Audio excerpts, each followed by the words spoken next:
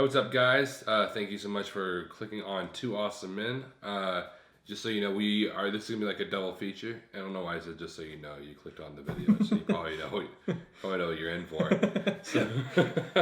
But we went to go see Spider-Man Far From Home, and we went to go see Midsommar. We actually saw Spider-Man Far From Home on Tuesday. Yeah. But we got tired, so it was I'm tired right now. Yeah, we passed out. If you don't care about Spider-Man Far From Home, then you can click right here. If you care about Midsommar, and we'll put up the little time thing. You can click. No, don't click right here because I don't know how to do that yet. if you're able to click where this time is, and then on the little bar, and you'll find it. And before we start, I do want to say that these reviews are going to be spoiler free and kind of vague. So if you want to check out our spoiler talk on both these movies, you can watch our latest episode on our podcast called the Awesome Pajoan Podcast. We'll put a timestamp of each of the movies in the description on that video. Anyways, guys, so we'll start off with Spider-Man Far From Home. This movie is directed by John Watts. And it stars... Oh, I'm going to look up these people. It stars Tom Holland, Zendaya, the dude who plays Ned. Oh my god. Jake Gyllenhaal. Yeah. Well, he doesn't play Ned. I'm not saying. He does not play Ned. He just playing Mysterio and Ned. Yeah, Jake Gyllenhaal. They're tight on budget. Jake Gyllenhaal, Marissa Tomei plays in this. John Favreau plays in this. Samuel L. Jackson. We just named like the entire cast. Yeah, and the girl from How I Met Your Mother. The girl from The Nice Guys. Yeah, there you go. That's the people playing this. I completely forgot to look at this. Anyways, guys, so this movie I do want to start off by saying I did like it. I liked it a pretty decent amount, I would say, fairly decent amount. But that's not to say that this movie didn't feel overhyped to me by the directors and the producers. Yeah, because they, especially Kevin Feige, was like saying how this was going to be like the conclusion to the Infinity Saga, and this is the last movie of Phase 3. Yeah, which is kind of a strange thing to do. Which that does have to do with the snap, but it feels more like aftermath. The aftermath. It feels like the beginning of the next chapter of how the world is adapting to after the snap happened. They said it was going to set up the rest of the MCU, the future of the MCU, but it does feel like it set up the future for Spider-Man, but it doesn't seem like it's connected to it doesn't feel like it's going to set up the rest of the entire MCU universe. Yeah, like they were saying it was going to. Yeah, and it honestly, it feels like in the world of in this universe, other than the Spider-Man story in this universe, it feels like a movie that was just placed in the middle of these two sagas. Yeah, it feels like just an episode of like the Spider-Man. Yeah, exactly. It doesn't really feel like anything like major. Yeah. But other than expectations, I do want to say that this movie was still kind of a disappointment. I felt like the storytelling was kind of messy.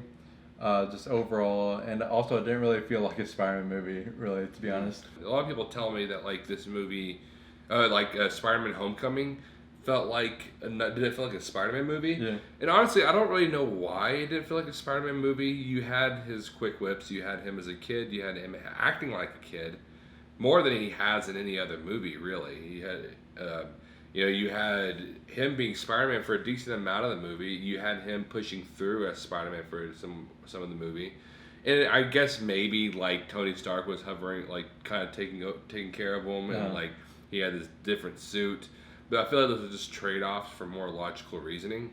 This movie, number one, it didn't feel like he was Spider-Man that much. Yeah, Spider-Man wasn't really in it that much, which it makes sense with the story they were telling, but at the same time, it kind of made the first half of the movie kind of like it didn't really feel like the movie I went to see. I wanted to see. It did start feeling more like a Spider-Man movie, like kind of towards the third act, but before that, it just didn't feel like it. Yeah, and also, do you want to say that the little parts that Spider-Man was in the first half, they kind of they kept with this trope of him being like a bumbling fool, like in fights.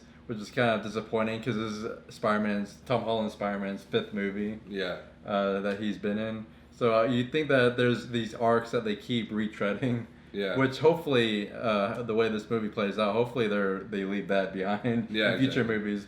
But it's just it feels tired after 5 movies. Yeah. They've kept them in the same rut. Overall, the humor is pretty good, but I will say that it feels like they were more concerned about having being comedic, you know, than they were about writing, than they were about storytelling, than they were about actual logic. I'm not gonna go to spoilers because this is a spoiler for your review, but the villain, I feel like his kind of arc, I guess, was kind of rushed, especially in the first half.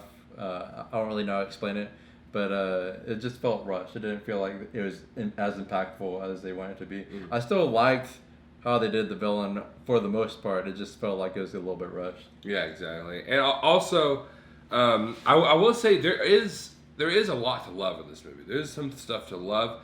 There's a thing between Zendaya and between Tom Holland, you know. Well, Peter Parker and MJ. That was actually kind of cool. It was because in the movie, Peter Parker's trying to tell MJ that he likes her. Yeah. You know, and I liked all that aspect. That was fine.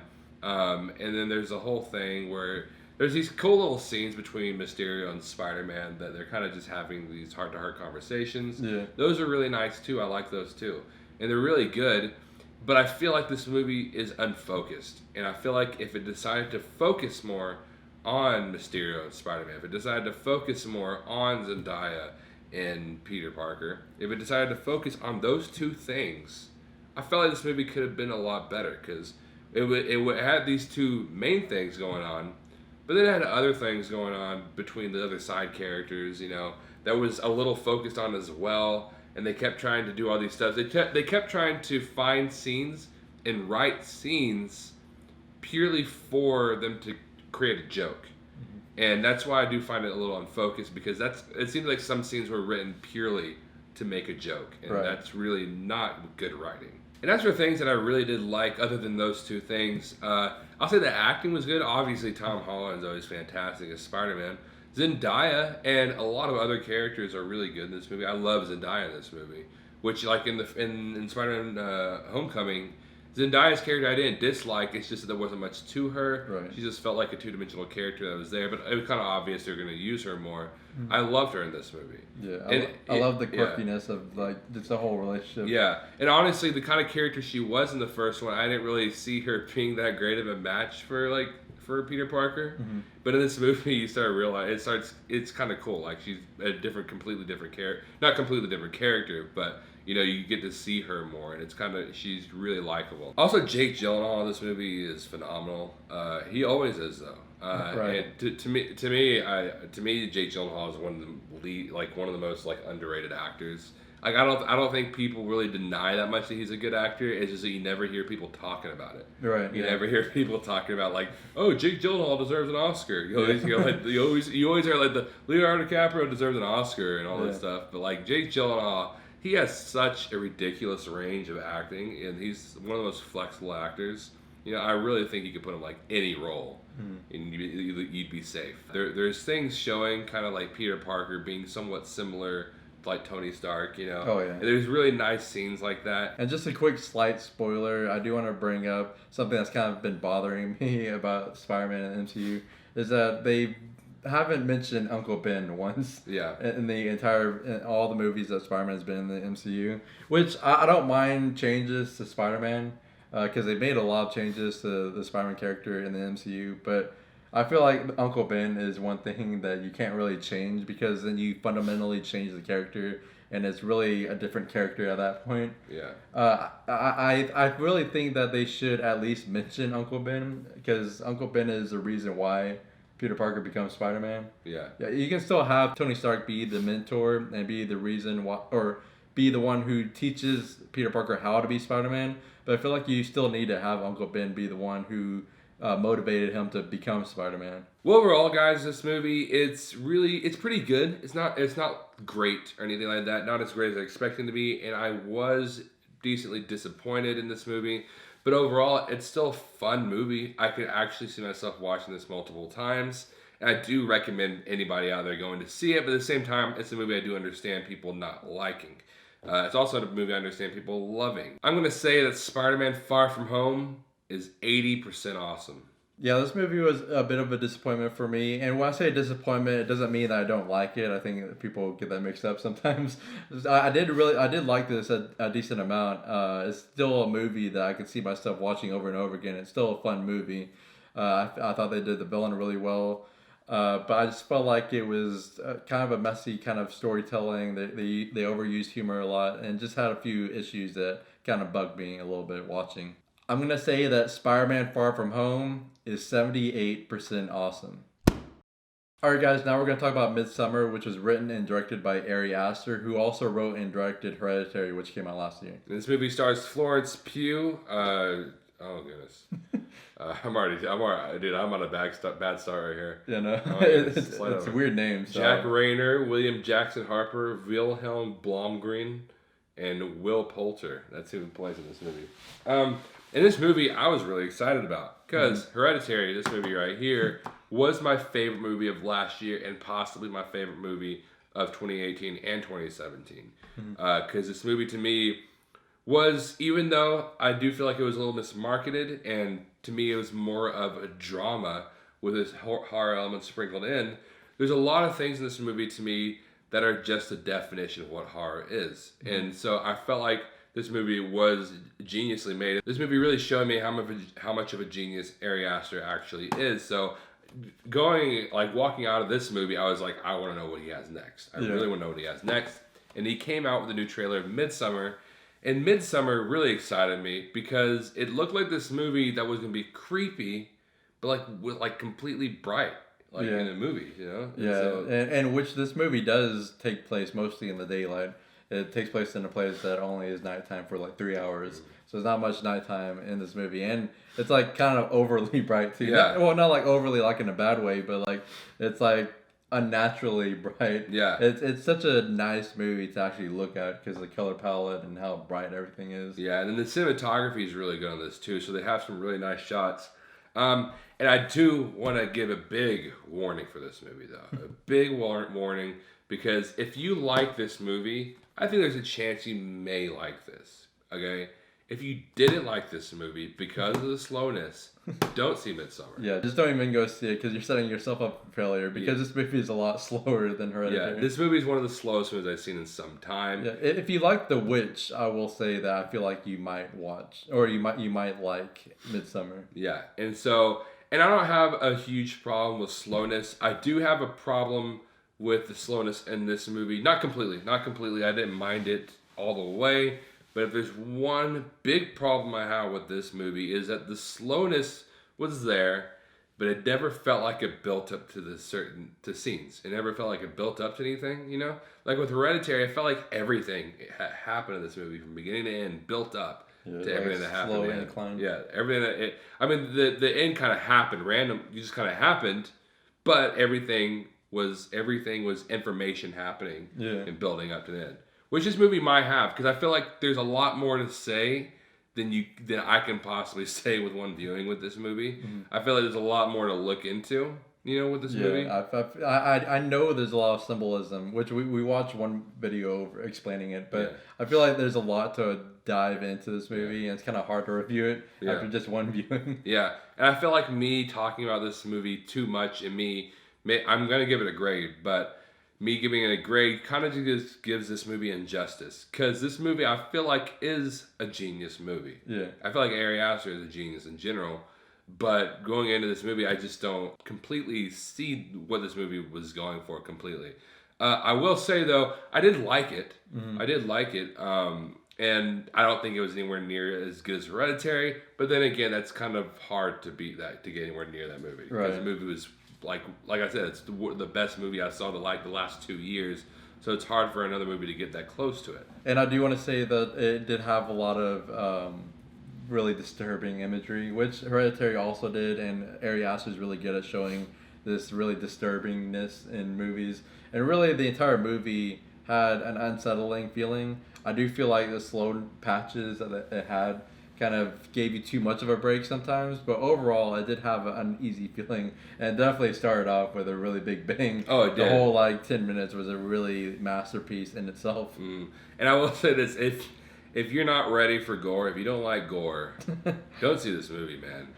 This movie had some of the most disturbingly gory scenes in a movie. Like and that's another thing about Ari Aster that I love, that I really saw in this movie. He doesn't care. Well, he cares, but he doesn't care what you want. Right. He knows what he wants, and he knows what he wants to put out there. And show. He looks at his audience and say, "Hey, screw y'all. This is what I want, and I trust that y'all are gonna understand what I want." And to me, that's a really respectable quality in a director. The kind of director that doesn't look completely at his audience and say, "What are they gonna understand? What are they gonna like?" You know. And like, do I need to tell them everything? You know, because this movie doesn't tell you anything really either. It's not a spoon-fed movie.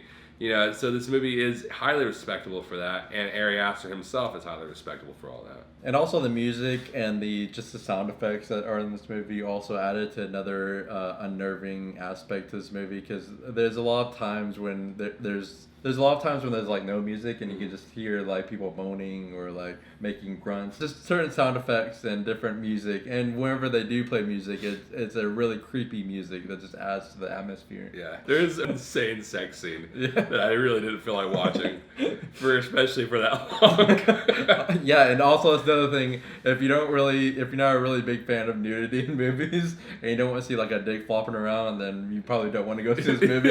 And it's not even a lot of nudity until one scene, and then it's a lot of nudity. Yeah, it's like there's like no nudity. All of a sudden, it's like bam! It's like this is what I was waiting on. Yeah, and it's not censored like at all. So yeah, and it's there, and it lasts a little bit, and they keep cutting back to it over and over again, and it's very weird. Yeah, it's very unnerving. It definitely adds to the atmosphere. Yeah, and that, like I really do think that Ari Aster is just like, he knows what horror is. He just doesn't want to put out there what the modern horror. You know, he doesn't want to put out anything that's already. He doesn't want to put out any type of horror that's already been done. You know, so he puts out a movie and he wants to make a sex scene that is disturbing, and that's really hard to think about. And what do? Well, he does it in this movie. He just makes you feel unnerving. And I will say this: there was a lot of people in the theater laughing during that scene. Yeah. Do I completely hate that they're laughing? I don't love it, but I do understand it. I was smiling myself because of how awkward it kind of was. Yeah, which talking about laughing, there's Will Poulter's character especially. He's kind of a very comedic character. Yeah. But I felt like the comedy, it all fit into the movie. Yeah, he didn't feel like comic relief. He just felt like a character. Yeah, which that's another thing. This movie feels, the relationships between characters in this movie feel really realistic and natural. Especially the relationship between the two main characters. They have a strained relationship, but it doesn't feel like forced or over the top. It just feels like a normal relationship that has problems. Yeah.